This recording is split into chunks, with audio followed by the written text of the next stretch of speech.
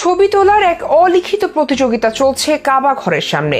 যে ছবি তোলার উৎসব দেখে বোঝার উপায় নেই ওমরা করতে নাকি আনন্দ ভ্রমণে এসেছেন মুসল্লিরা। আল্লাহকে সন্তুষ্ট করতে নয়, ছবি তোলার জোয়ার দেখে যে কারোর মনে হবে ফেসবুকে পোস্ট করতেই ওমরা করছেন তারা।